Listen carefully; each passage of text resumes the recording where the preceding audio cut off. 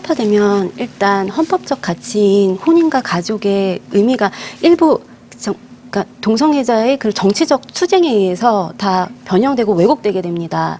사실 법이라는 거는 그 사회의 역사, 문화와 그 배경과 전혀 무관할 수도 없고 무관해서도 안 되고, 그런데 서구의 역사 문화적 배경과 우리나라의 역사 문화적 배경은 확실히 다릅니다. 그럼에도 불구하고 서구에서 동성혼인을 합법화했다고 해서 우리나라에서 그것을 받아들여야 된다. 그것은 논리적으로 성립할 수가 없습니다.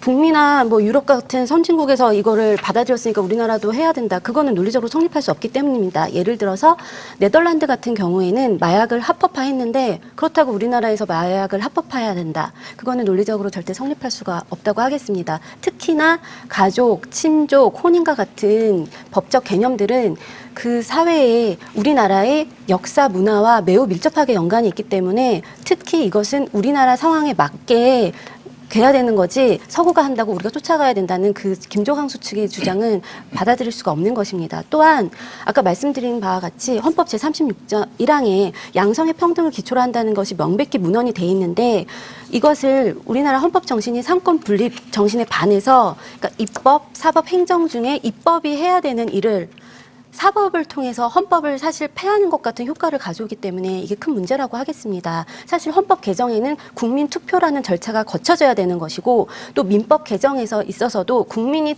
투표해서 뽑은 국회에서의 의결을 통해서 민법 개정 절차가 이루어져야 되는데, 그런 절차들이 다 무너지기 때문에 헌정 질서가 무너진다고도 볼 수 있습니다.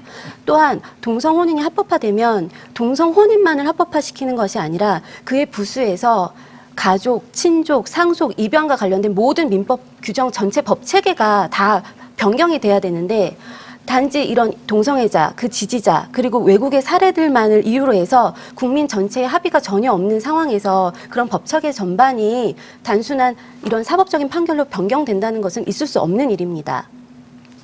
또한 마지막으로 아까 이태희 변호사님께서 말씀하신 바와 같이 혼인에 대한 그런 선량한 풍속과 질서, 이것이 다 무너지게 되고요. 또 동성결혼이 합법화되면 동성애가 더 조장이 됩니다. 그러면 에이즈가 확산될 거고요. 그럼 국민 건강이 다 훼손되게 되겠죠. 지금 우리나라는 에이즈 청정 국가에서 에이즈 위험 국가가 되었습니다. 또한 그 동성애자들이 주장하는 것은 학문 섹스도 인권이다. 동성애가 진정한 사랑이다. 이 구호만을 외칩니다.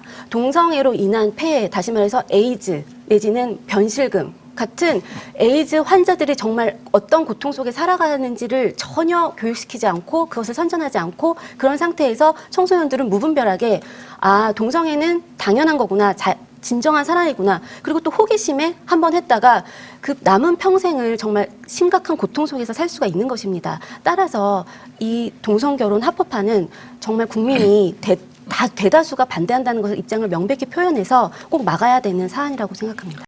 오직 복음, 오직 믿음, CTS.